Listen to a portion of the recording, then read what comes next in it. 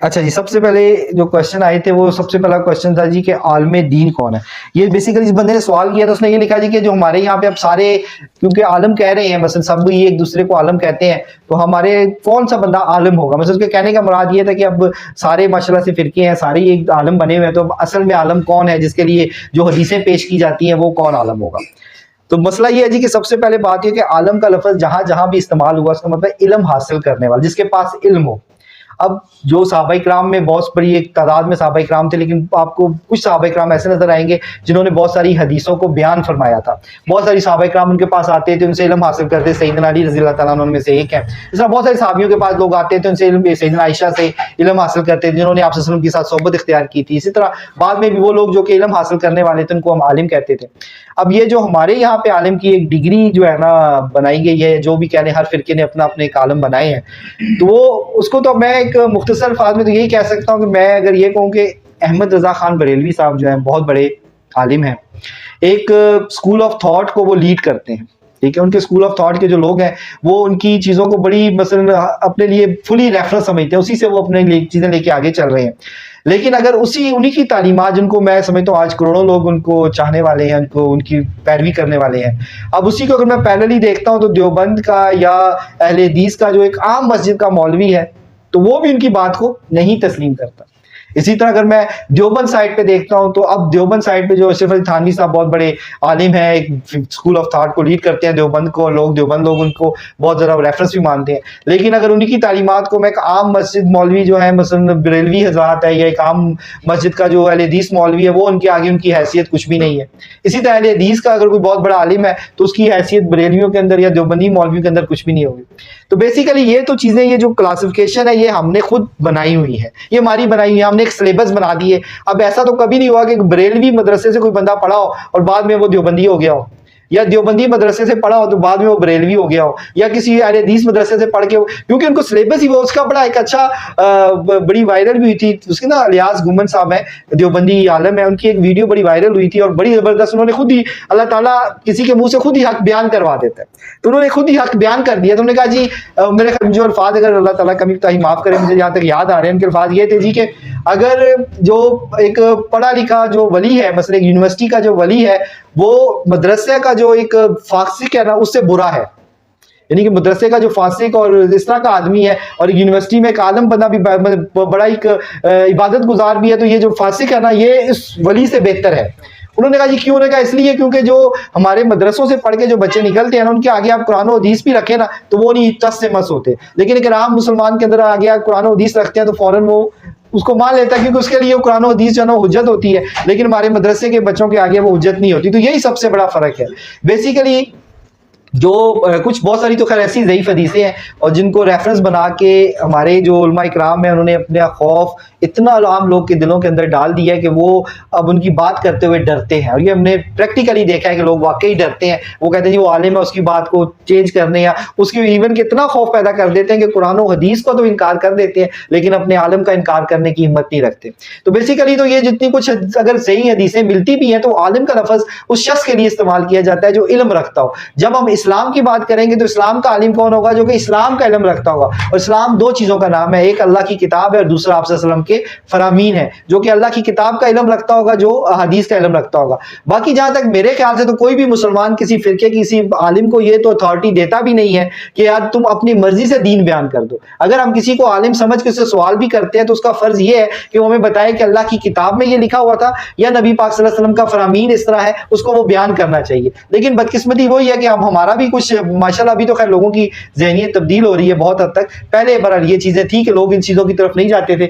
جیسے کہ اب ایک چھوٹی سی مثال دیتا ہوں کہ ہمارے یہاں پہ ایک بڑی مشہور ہے جی، ہم بہت ساری چیزیں جو ہے نا وہ حافظ قرآن کے ساتھ منسوب کرتے ہیں. بہت ساری حدیثیں ہیں کہ جی جو حافظ قرآن ہے وہ اتنے لوگوں کی شفاعت کرے گا، اور جو حافظ قرآن ہے اس کے باپ کے سر پہ وہ رکھا جائے گا. لوگ کیا کرتے ہیں کہ اپنے بچے کو حافظ بناتے ہیں اور پھر وہ کہتے ہیں جی ہماری شفاعت تو یہ بچہ ماشاءاللہ کر دے گا، یا ہم نے وہ اس نے حفظ کیا میں جانوں میں جو بھی کرتا ہوں میرا بیٹا حفظ کر لے گا، سب کچھ ہوئے گا. حالانکہ اس حدیث کے اندر کہیں بھی حافظ قرآن کے لیے الفاظ استعمال نہیں ہوئے، صاحب قرآن کے لیے استعمال ہوئی. یعنی کہ اسلام قرآن کا علم رکھنے والا، جو قرآن کے حلال کو حلال جانتا ہو، قرآن کے حرام کو حرام جانتا ہو. لیکن ہمارے یہاں پہ جو حافظ ہے ماشاءاللہ سے پورا سال تو میرے خیال سے قرآن کے وہ پڑھتے بھی نہیں ہوں گے، وہ صرف تراویحوں کی وجہ سے تھوڑا سا پڑھ کے وہ کر لیتے ہیں، باقی قرآن پاک سے وہ ان کی دوری. باقی قرآن کو سمجھنے والوں کے لیے یہ لفظ استعمال ہوئے تھے کہ یہ اس طرح ہے. تو چیزوں کو سمجھنے کی ضرورت ہے. میرے خیال سے تو عالم کا لفظ اسی کے لیے استعمال کریں جو کہ آپ کو اب یہاں پہ جو ڈگری کو اگر ہٹا دیں, آپ کو کوئی مسئلہ مسائل, اگر میں آپ کے سامنے, ہم یہاں پہ بیٹھتے ہیں سارے دوست آپس میں ڈسکشن کرتے ہیں, اگر کوئی آپ مجھ سے چیز پوچھتے ہیں تو ہم دوست بتاتے ہیں کہ فلانی حدیث میں یا قرآن میں لکھا ہوا ہے, تو یہ ہمارا مطابق, ہمارے علم کے مطابق جو چیز ہوتی ہے وہ آپ کو بیان کر دیتے ہیں. باقی وہ جب بھی آپ کوئی سوال کوشچن کریں, اس کا جواب آپ کو قرآن و حدیث میں جب ملتا ہے, اور جب ہم اس کو بعد میں جب اس کو کسی بھی فارم میں لگاتے ہیں, گروپ کے اندر لگاتے ہیں یا آڈیو کی فارم میں یا ویڈیو میں, یہ اپنے طلال بھائی اس کو بناتے ہیں, تو اس میں اس کا ریفرنس جو ہے نا وہ ڈال دیتے ہیں کہ اس کا فلانی حدیث کے اندر یہ بات کی گئی تھی. اس کو ضرور تصدیق کیا کرے, دیکھا کرے کہ واقعی یہ حدیث تھی بھی یا نہیں تھی. اگر وہ حدیث تھی, پھر اگر آپ اس پہ کچھ اور کسی سے بھی پوچھنا چاہتے ہیں تو آپ ضرور پوچھا کریں, اپنے جو بھی آپ کے عالم ہیں ان سے پوچھا کریں یہ حدیث میں ایسے بیان ہوا, اگر آپ کے پاس بھی کچھ ہے تو لے, اگر ان کے پاس بھی کوئی حدیث ہے تو اس کو بھی لے. پھر دیکھیں جو صحیح چیز ہے, جو آپ صلی اللہ علیہ وسلم کے زیادہ قریب کرتی ہے, جو ہمیں اللہ کی کتاب کے زیادہ قریب کرتی ہے, اس چیز کو ہمیں قائم ہونا چاہیے.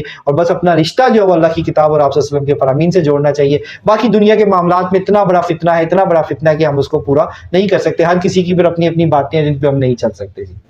جی دوسرا کیا سوال تھا؟ جی دنیا کا پہلا قتل. جی یہ بیسیکلی کوشچن آیا تھا جی کہ ہمارے یہاں پہ معاشرے میں عموماً طور پہ اکثر یہ چیزیں چل رہی تھی کہ دنیا کا پہلا قتل عورت کے لیے ہوا تھا. اور یہ کہانی ہم نے بچپن سے سنتے آئے ہیں کہ جی یہ آدم علیہ السلام کی اولاد میں ایک بیٹا صبح پیدا ہوتا تھا, جو بیٹا صبح والا تھا وہ شام والی بیٹی سے مثلا وہ شادی کرتے تھے آپس میں, اس طرح کی وہ باتیں تھی. تو حابیل کو جو ہے وہ اپنے ساتھ پیدا ہونے والی جو لڑکی تھی وہ پسند آ گئی, اس لیے اس نے قابیل کو قتل کیا. تو یہ کہانی بہرحال بہت ساری ایسی چیزیں ہیں کہ جو بنی اسرائیل کی روایات کے اندر ہمارے پاس ملتی ہیں, لیکن بہرحال میں نے کچھ بائبل کو اسٹڈی کیا, مجھے تو ایسی خیر بائبل کے اندر بھی کوئی چیز نظر نہیں آئی. بہرحال نہیں, اور یہ جو کہانی ہے اس کا تو مجھے نہیں پتا یہ کہاں سے ہمارے معاشرے میں چلی آ رہی ہے. باقی اس کا جو ہے کہ پہلا قتل کیوں ہوا تھا, یہ سورۃ المائدہ کی آیات میں اللہ سبحانہ تعالیٰ نے بڑا بریفلی اس کو بیان کیا ہے. اس کے اندر اللہ سبحانہ تعالیٰ فرماتے ہیں کہ آدم علیہ السلام کے جو دونوں بچے تھے انہوں نے نظر مانی تھی. اب جو نظر مانی تھی تو حابیل کی جو نظر تھی وہ قبول کر لی اللہ تعالیٰ نے, قابیل کی نہیں کی. تو اس کے اندر ایک جیلسی کا فیکٹر پیدا ہو گیا, یعنی کہ ایک بھائی کی قبول ہوگی تو دوسرے نے کہا میری کیوں نہیں قبول ہوئی, تو اس نے کہا کہ میں تجھے قتل کر دوں گا. تو جب حابیل نے کہا کہ تجھے مجھے قتل کرے گا تو میرے گناہ بھی تیرے سر پہ آ جائیں گے اور تو جہنمیوں میں سے, دوستیوں میں سے ہو جائے گا, ظالم ہو جائے گا. لیکن اللہ سبحانہ تعالیٰ فرماتے ہیں اس کے اوپر نفس جو ہے نا اس کو حاوی آ گیا اور اس نے اپنے بھائی کا قتل کر دیا. جو پہلا قتل اس کی وجہ جو اللہ تعالیٰ بیان فرماتے ہیں وہ جیلسی فیکٹر تھا جس کو اس نے قتل کیا. اسی کی آیات میں آگے یہ 34 نمبر آیات میں پھر اللہ تعالیٰ نے وہ آگے بیان فرمایا کہ وہ کوا آیا, اس نے وہ کھودا اور اس کو بتایا کہ کیسے اس نے لاش کو جانا وہ دفن کرنا ہے. تو باقی جو قابیل تھا اس نے جو پہلا قتل کیا تھا اس کی وجہ قرآن کریم میں اللہ سبحانہ تعالیٰ نے بڑے واضح طور پہ فرمایا. باقی قابیل کے بارے میں ایک حدیث بخاری شریف کی ہے, نبی پاک صلی اللہ علیہ وسلم نے فرمایا کہ قیامت تک جو قتل ہوں گے اس میں قابیل کا حصہ آئے گا, کیونکہ قابیل وہ شخص ہے کہ جس نے ایک انسان کو دوسرے انسان کو قتل کیا تھا, اس نے ایک برائی کا آغاز کیا تھا. اب قیامت تک جتنے بھی قتل ہوں گے اس میں حابیل کا وہ قابیل کا جو قابیل کے جو حصہ اس کے اندر پڑے گا, یعنی کہ جتنے بھی قتل قیامت تک ہوتے رہیں گے. اسی طرح یہ بڑی اہم بات ہے کہ جتنی بھی کوئی برائی کی آپ بنیاد رکھ لیتے ہیں یا آپ کسی برائی میں کسی کا ساتھ دے دیتے ہیں یا اس برائی میں اگر دوسرے لوگ آپ کو دیکھا دیکھی وہ برائی میں شامل ہو جاتے ہیں, تو اس برائی میں جس طرح نیکی کے بدلے آپ کو ثواب ملتا ہے کوئی اور کرے گا, اسی طرح برائی کا پھر برائی سے آپ کو ثواب ملتا ہے. جیسے ہمارے یہاں پہ یہ چیز بڑی عام ہے کہ ہم سوشل میڈیا کے اوپر جو بات لکھی ہوتی ہے کہ آپ صلی اللہ علیہ وسلم نے فرمایا اور نیچے کچھ بھی لکھا ہوتا ہے XYZ, وہ ہم اٹھا کے اور اس کو شیئر کر رہے ہیں, دوسرے لوگوں تک پہنچا دیتے ہیں. یا کوئی ایسی خبریں غلط خبریں ہوتی ہیں اسپیشلی سیاست سے ریلیٹڈ, لوگوں نے ایک دوسرے میں بڑے تہمات اور یہ غیبت کی ہوتی ہے, بہت سے معاملات ہوتے ہیں. تو خدا نے ان چیزوں سے بچا کریں, ان چیزوں کو ایسے ہی شیئر نہ کر دیا کریں, اس میں آپ اس گناہ میں اپنا حصہ ڈال رہے ہوتے ہیں. تو یہ جو جس طرح نیکی ہے, نیکی سے نیکی ملتی ہے, اس طرح گناہ کے کاموں میں اگر آپ کسی کا ساتھ دیتے ہیں تو پھر اس کو اگر بڑھاتے ہیں تو اسی طرح آپ کو اس کے اندر اس کا گناہ بڑھتا ہے. اللہ تعالیٰ ہم سب پہ رحم فرمائے. جی ہاں جی, ایک اگلا سوال یہ تھا جی کہ قبر کو پختہ کرنا کیسا ہے. سنن نسائی کی جی ایک حدیث ہے, ہم اس کا بعد میں اسی طرح نمبر بھی شیئر کر دیں گے. نبی پاک صلی اللہ علیہ وسلم کا ارشاد ہے کہ قبر کو آپ صلی اللہ علیہ وسلم نے قبر پر پختہ عمارت بنانا, قبر کو پختہ کرنا, ایون کہ قبر کے اوپر لکھنے سے, کچھ کتابت کرنے سے بھی منع فرمایا. جو ہم یہ لگا لیتے ہیں کتبہ سا جو لگا دیتے ہیں, اس سے بھی آپ صلی اللہ علیہ وسلم نے منع فرمایا. اسی طرح ایک حدیث ہے, نبی پاک صلی اللہ علیہ وسلم نے قبر کو پختہ کرنے اور قبر کے اوپر عمارت بنانے اور قبر کے اوپر مجاور بن جانے سے, بیٹھ جانے سے منع فرمایا. مجاور بن کے جس طرح ہم بیٹھ جاتے ہیں نا, یہ ہمارے درباروں پہ اکثر مجاور ہوتے ہیں نا, جو ماشاءاللہ میاں میر کے پاس ہی بیٹھے ہیں, تو یہاں پہ تو ماشاءاللہ ہمارے جتنے بھی ارد گرد کے سیدان ہیں وہ آپس میں لڑتے رہتے ہیں کہ کون مجاور ہوگا. تو یہ جو اصلی والا مجاور بننے کی کوششیں لگی رہتی ہیں. تو اللہ سبحانہ تعالیٰ کے نبی نے آپ صلی اللہ علیہ وسلم نے مجاور بن جانے سے منع فرمایا ہے. مسلم شریف کی یہ حدیث ہے, नबी पाक सल्लल्लाहु अलैहि वसल्लम से कि नबी पाक सल्लल्लाहु अलैहि वसल्लम ने जो है ना कब्र को ज़मीन के बराबर कर देने का हुक्म किया है। सैयदना अली रज़ी अल्लाह तआला अन्हु से रवायत है, सैयदना अली से फरमाते हैं मुझे आप सल्लल्लाहु अलैहि वसल्लम ने हुक्म दिया था कि जहाँ भी तुम कोई मुजस्समा देखो या तस्वीर देखो तो उसको मिटा दो, और जो कब्रें बुलंद है उनको ज़मीन के बराबर कर दो, ज़मीन को आप कब्र को ऊंचा भी नहीं कर सकते। और एक बड़ी हदीस है, दिक्कत अंगेज हदीस है, नबी पाक सल्लल्लाहु अलैहि वसल्लम ने फरमाया और आप सल्लल्लाहु अलैहि वसल्लम दुआ किया करते हैं कि या अल्लाह मेरी कब्र को बुत ना बना कि लोग इसको पूजना शुरू कर दें। यानी कि आप सल्लल्लाहु अलैहि वसल्लम की कब्र को आप सब अपने लिए दुआ किया करते थे कि मेरी कब्र को ये ऐसा ना बना दे कि लोग मेरी कब्र को पूजें। आज हमने जो है ना एक आम अपने सो कॉल्ड लोग जो है उनको हमने, जो भी अल्लाह बेहतर जानता है कि वो वली हैं, जो भी अल्लाह सुब्हानहू व तआला बेहतर जानता है, ये अल्लाह का और उनका मामला है, लेकिन उनकी कब्रों को हमने क्या कुछ बनाया और बना के हमने उनको जो पूजना शुरू कर दिया। आज मैं पीछे भी जिक्र कर रहा था कि ऑडियो वीडियोस में हमने वो देखे इस तरह की लोग दुआएं कर रहे होते हैं कब्रों के आगे कि जो लफ्ज़ हम अल्लाह के लिए चूज करते हैं कि या अल्लाह हम तेरे बंदे हैं, तेरे दर के सवाली है। कुरान करीम में अल्लाह ताला फरमाते हैं तमाम मखलूक जो है मेरे दर की सवाली है।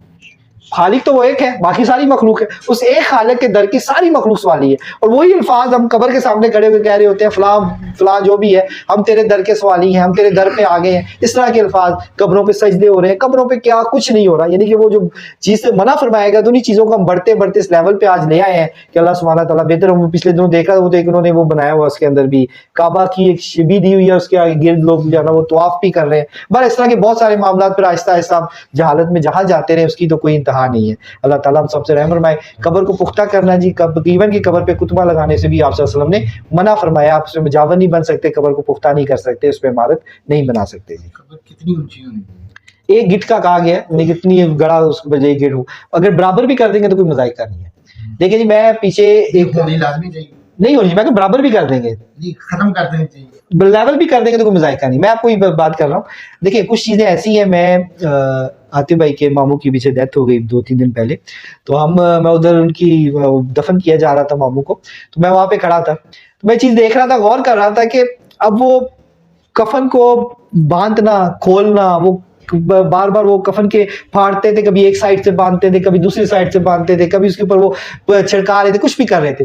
तो ये चीजें हमने खुद इस तरह बना ली है, दो की दूसरे देख रहे होते थे कि हमने अब नेक्स्ट करना क्या है, नेक्स्ट स्टेप क्या है। हालांकि दीन इस्लाम में ऐसी कोई चीजें थी नहीं।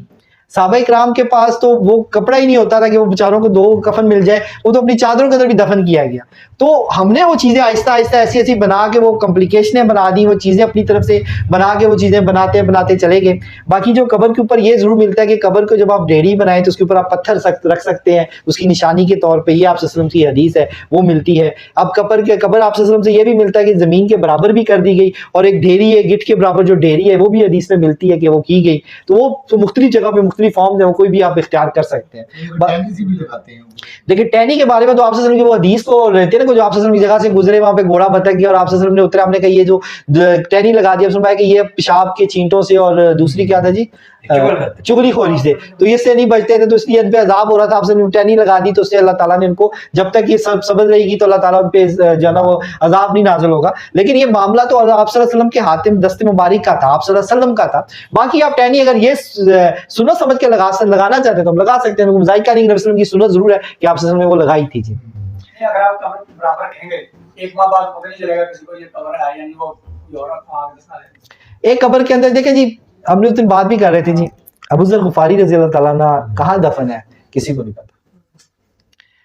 आप सल्लल्लाहु अलैहि वसल्लम के अलावा जितने सहाबी है, जितने अंबिया कराम आए थे, आज उनकी कब्रें कहाँ पे हैं। कुछ को हम सिर्फ क्या क्लेम कर रहे हैं, कुछ कब्रें हैं जिनको दुनिया में क्लेम किया जाता है कि ये सैयदना मूसा अलैहिस्सलाम की मैं कब्र शायद नहीं क्लेम की जाती है, कई कब्रें क्लेम की जाती हैं, लेकिन 1,24,000 पैगंबर आए थे, उनकी कब्रें कहाँ पे है किसी को पता है? तो क्या कब्र का होना कोई लाजमी चीज है? आज हमारे अगर बुजुर्गों की कब्रें इस कब्रिस्तान में है तो कितने लोग कब्रिस्तान में जाते हैं, उनकी कब्रों को देखते हैं।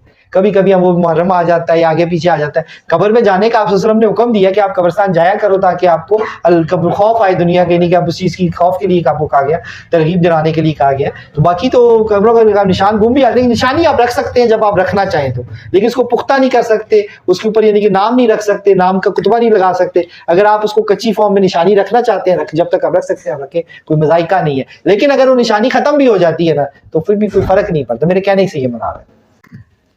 अच्छा जी, हदीस नबवी है, अब्दुल्ला बिन मसूद रज़ी अल्लाह तआला अन्हु से रवायत है, عبداللہ بن مسعود رضی اللہ تعالیٰ عنہ جب وہ اپنی بیوی کے پاس آئے تو انہوں نے ہاتھ پہ ایک دھاگا باندھا ہوا تھا. تو انہوں نے وہ بیمار تھی تو بیماری کے انہوں نے ہاتھ پہ ایک دھاگا باندھا ہوا تھا, تو دھاگے کو انہوں نے کاٹ لیا اور فرمایا کہ میں نے نبی پاک صلی اللہ علیہ وسلم سے سنا ہے کہ جو شرکیہ دم ہے, جو تعویذ ہے اور جو جادو ہے وہ شرک ہے.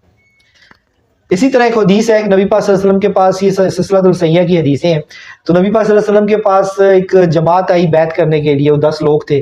نبی پاک صلی اللہ علیہ وسلم نے 9 لوگوں سے بیعت کی, ایک سے بیعت نہیں کی. جس سے بیعت نہیں کی اس نے کہا یا رسول اللہ آپ نے مجھ سے بیعت کیوں نہیں کی؟ تو آپ فرمایا کہ آپ نے تعویذ لٹکایا ہوا, تو انہوں نے تعویذ اٹھا کے پھینک دیا, کاٹ کے نکال دیا, تو آپ صلی اللہ علیہ وسلم نے اس سے بیعت کر لی. مختصر معاملہ یہ ہے جی کہ تعویذات کے اندر, کیونکہ ہمارے یہاں پہ تو ایک اس طرح کی کہانی, میں خود کیونکہ میرا اپنا ایک پرسنل ایکسپیرینس ہے, مجھے بھی ایک بار تعویذ ملا تھا, تو وہ تعویذ لے کے اس کے اندر وہ گنتی لکھی ہوتی ہے, پتہ نہیں 2 4 6 اس طرح کچھ عددی ان کے ماحول کھانے بنے ہوتے, ماحول سا تھا, بڑا کچھ نام بھی لکھے ہوئے تھے اس کے اندر. تو بہرحال ہم ایک ایکسپرٹ کے پاس, جو یہ لوگ تعویذ لکھتے ہیں ان کے پاس چلے گئے. ہم نے کہا یار اس میں کیا ہے, کس نے بنایا, کیوں؟ میں نے بتایا جی اس وجہ سے یہ بنایا, یہ کیا. بڑا وہ تعویذ میں نے اس ٹائم دیکھا تھا, وہ کھول کے اتی کھڑکیوں کا, اور اگر آپ اشرف تھانوی صاحب کی کتاب دیکھیں تو انہوں نے بھی کافی تعویذ بنائے, اتی گنتی کے ساتھ 4 5 10. وہ بڑا ایک اتی ایک نالج ہے, ایک وہ عددی طور پہ وہ ان کا ایک جو بھی کہنے اسکول آف تھاٹ کے کچھ لوگوں کا وہ ماننا ہے جس طرح بھی ہے. تو تعویذات بیسیکلی نبی پاک صلی اللہ علیہ وسلم نے نہ تو خود پہنے نہ صحابہ کرام نے پہنے. جو چیز آپ صلی اللہ علیہ وسلم نے نہیں کی, صحابہ کرام نے کی نہیں کی, تو وہ ہم نے بھی نہیں کرنی. اور ایک بہت زبردست حدیث ہے جی, آپ سمجھ میں کہ 70,000 لوگ بغیر حساب کتاب کے جنت میں چلے جائیں گے. صحابہ کرام وہ کون خوش نصیب لوگ ہیں. تو آپ سمجھ کہ جو جھاڑ پھونک سے اور شگون سے بچ کر اللہ پر بھروسہ رکھتے ہیں, تو ایسے جتنے بھی عمل ہیں ان کو چھوڑ کر آپ اللہ پہ بھروسہ رکھیں گے تو اللہ سبحانہ تعالیٰ ہمیں 70,000 لوگوں میں شامل فرمائے جو بغیر حساب کتاب جنت جائیں گے. باقی نبی پاک صلی اللہ علیہ وسلم سے یا کسی ایسی چیز سے کوئی چیز جو ہے نا وہ ثابت نہیں ہوتی.